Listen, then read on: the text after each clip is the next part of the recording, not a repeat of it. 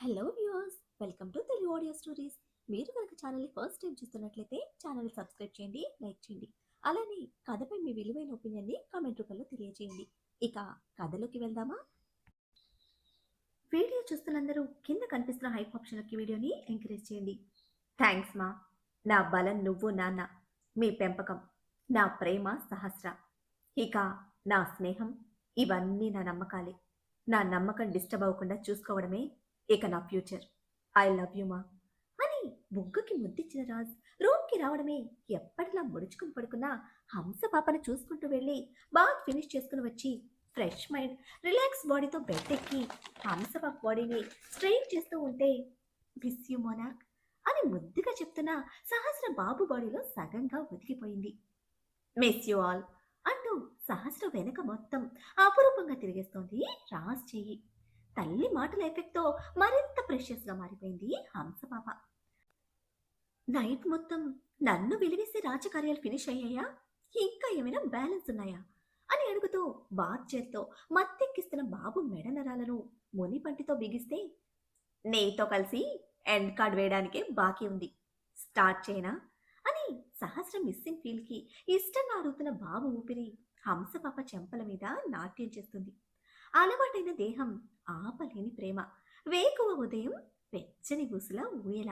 ఇంతకన్నా romantic moments, ఇంతకన్నా మధురమైన క్షణాలు ఇంకేమైనా ఉంటాయా? ఆపమనడానికి, అడ్డుకోవడానికి? అతనిలో సగంగా ఉన్న హంసపాప నెమ్మదిగా తల పైకెత్తి నిద్ర బరువులో జోగుతున్న కలువ కళ్ళను అయ్యగారి మీద నిలిపింది. అలసట లేని ఆ మొహంలో ఏదో తేజస్సు, దానికి మించిన గాంభీర్యం. ఇప్పటి వరకు కళ్ళు తెరవకుండా మిస్ చేసుకున్నానా అనిపించేలా చేసింది హంసపాపని. ఇంత అందంగా ఎలా పుట్టావరా అంది మురిపన్నంతా అయ్యగారి బుగ్గల మీద మునివేళ్లతో రంగరిస్తూ.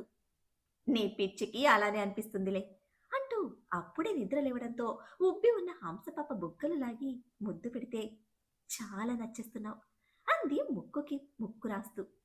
నా బేబీస్ ఎఫెక్టా అంటూ అయ్యగారు కవ్విస్తూ ఉంటే నెక్స్ట్ సెకండ్ ముక్కు ముడిచిన మొహంలో ఉక్రోషం పొంగుకొచ్చింది.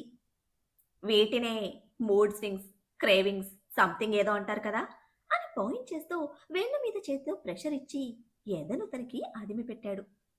3 స్వింగ్స్ కాదు, 30 స్వింగ్స్ ఉన్నా ఇవన్నీ నావి, నా బేబీస్వి కాదు అని జెన్యున్గా తన ఫీలింగ్ ఎక్స్ప్రెస్ చేస్తున్న కోపంతో మరింత ముద్దుగా అనిపించి బుగ్గ కొరికి నయగార మలుపుల్లో చేతి వేళకి పని చెప్పాడు.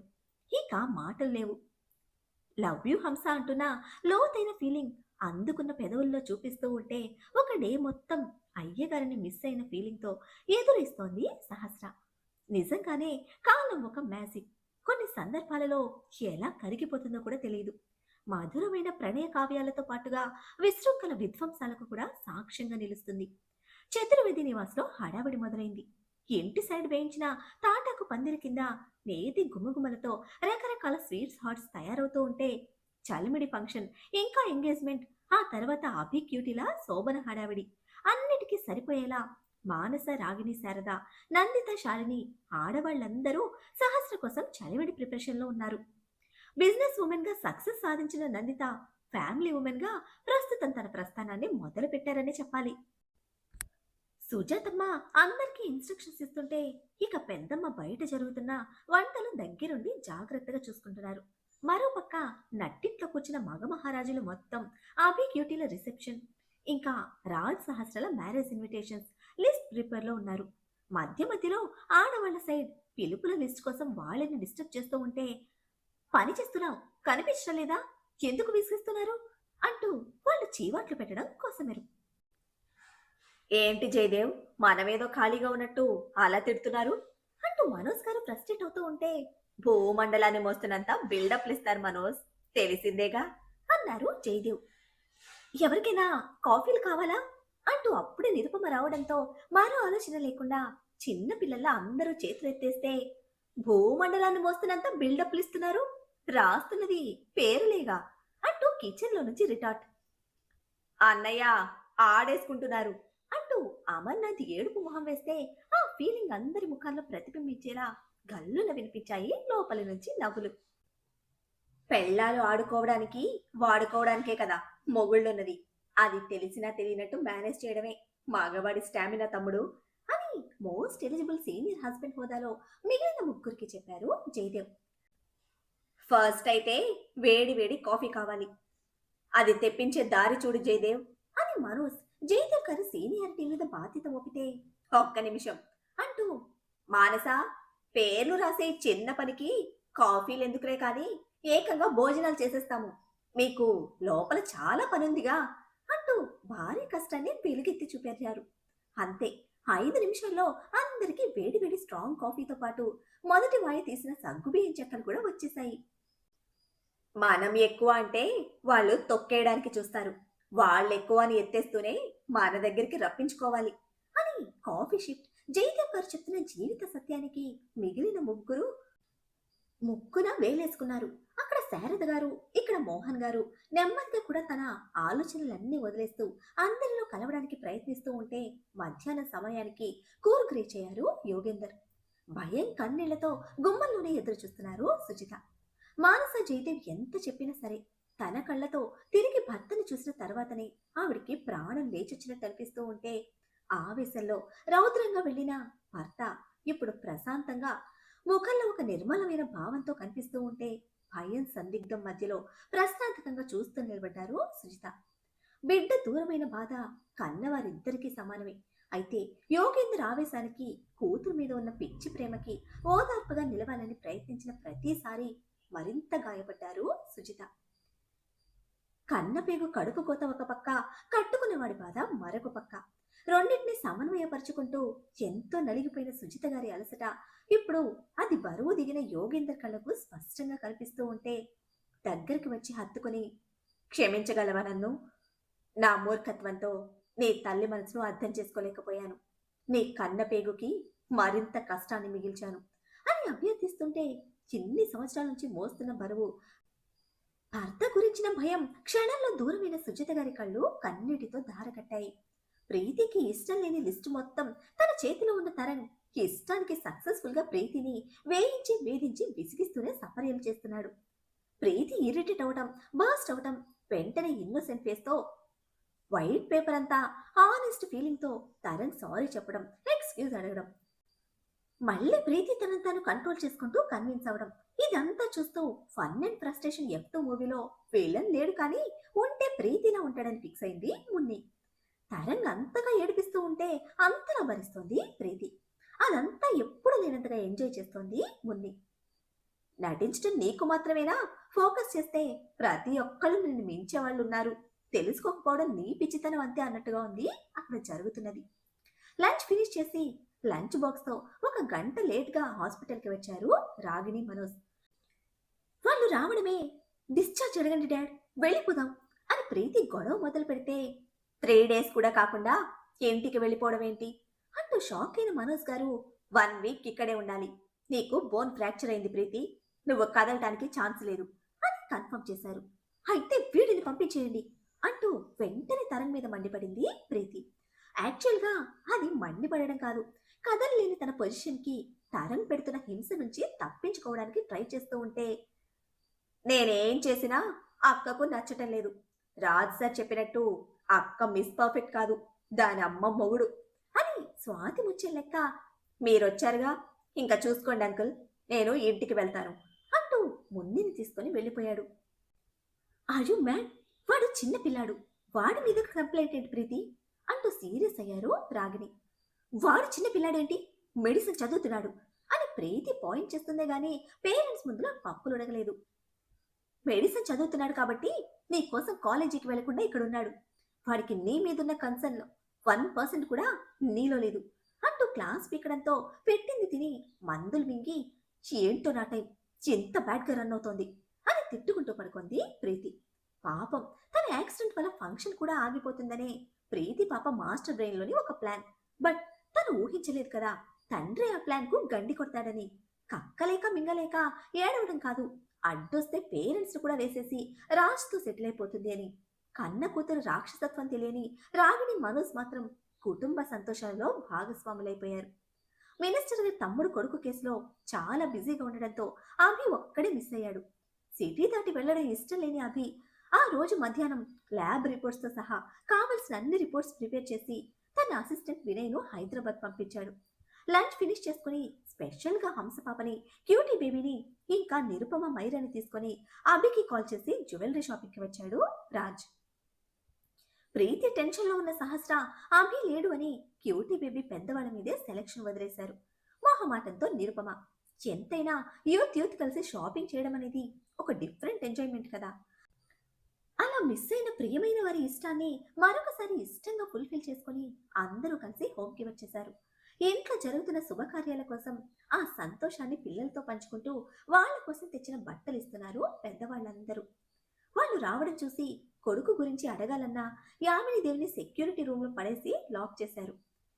ఎవరికీ తన గురించి అక్కర్లేదు, పని చేస్తే పెడతారు, లేదంటే పస్తులే.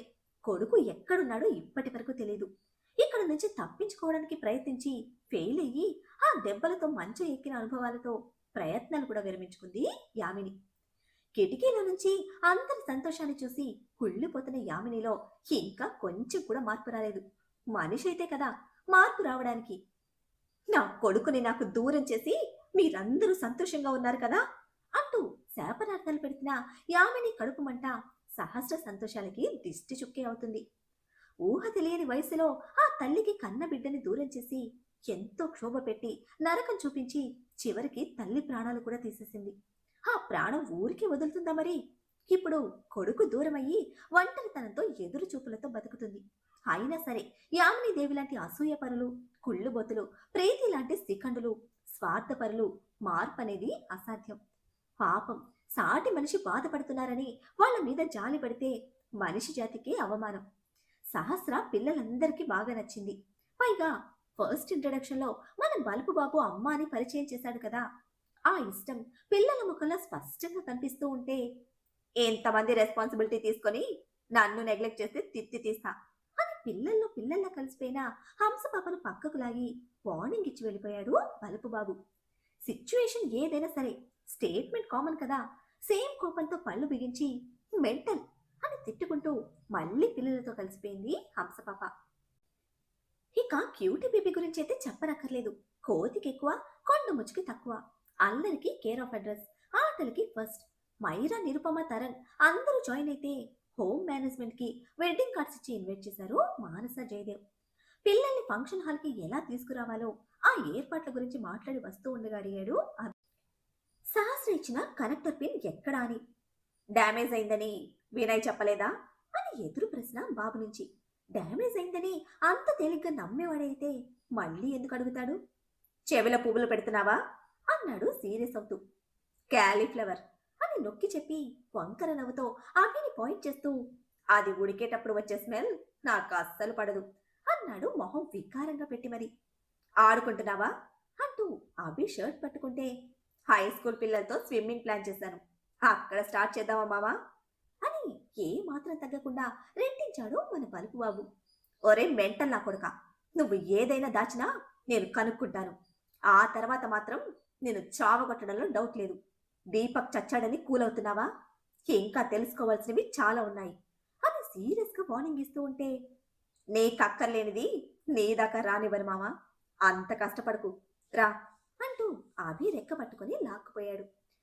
ఆ రోజు ఈవినింగ్ వరకు పిల్లలతో సంతోషంగా గడిపి నైట్ కి అక్కడే డిన్నర్ కంప్లీట్ చేసుకుని తిరిగి అందరూ ఇంటికి స్టార్ట్ అయితే అభి, జయదేవ్, మనోజ్ గారు మాత్రం డీజీపీ ఆఫీస్కి వెళ్లారు. దీపక్ కేసు క్లోజ్ చేసే ప్రాసెస్ ఫినిష్ చేసుకుని రావడానికి. ఆల్రెడీ ఇన్స్పెక్టర్తో అన్ని క్లియర్గా డిస్కస్ చేసిన రాజ్ మన అయ్యగారు చెప్పినట్టే క్లోజింగ్ ప్రాసెస్ ఫినిష్ చేయడంతో మనోజ్ గారు ఫుల్గా సాటిస్ఫై అయ్యారు. డేటా చూసిన వినయ్కి ప్రీతి ఇన్వాల్వ్మెంట్ ఉందని మాత్రమే తెలుసు, ఎంతవరకు అనేది తెలియదు.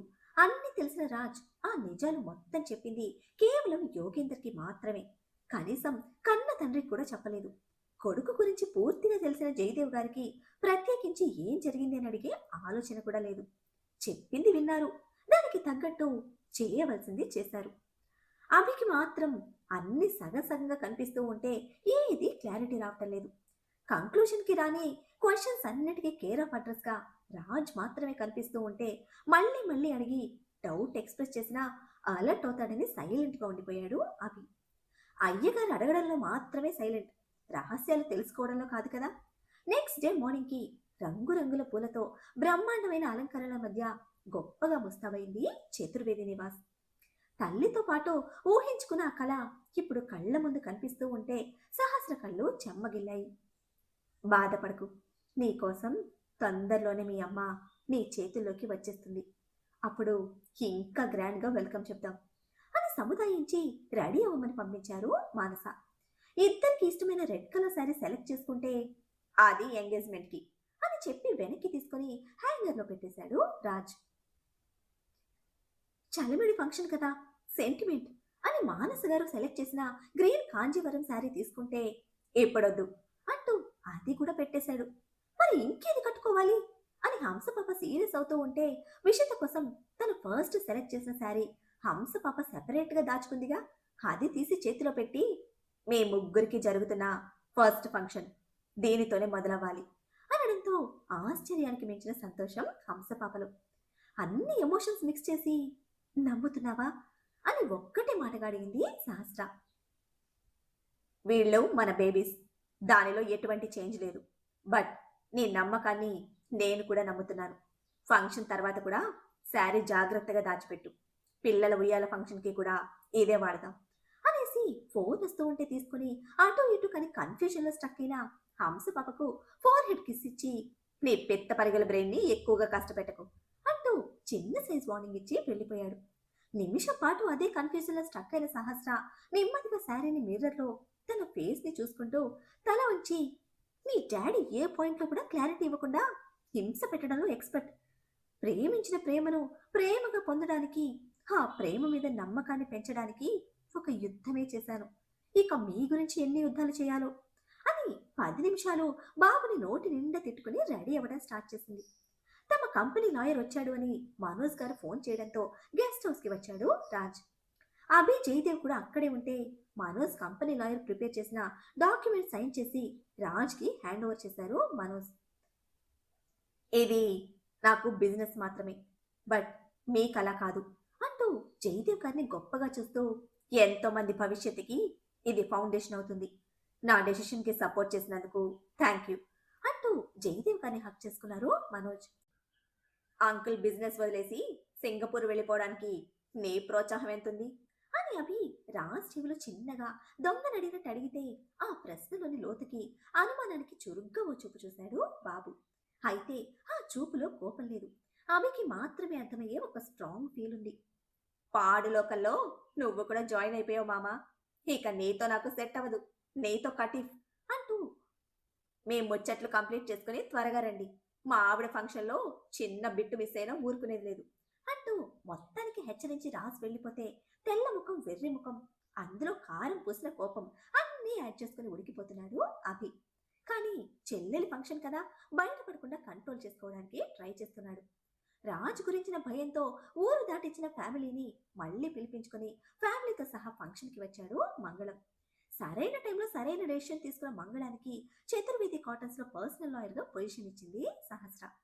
ఆల్రెడీ ఉన్న కంపెనీ సెక్రటరీతో కలిసి సహస్ర తన మీద నిలిపిన నమ్మకానికి నిలబడడానికి ప్రిపేర్ అయిపోయాడు మంగళం.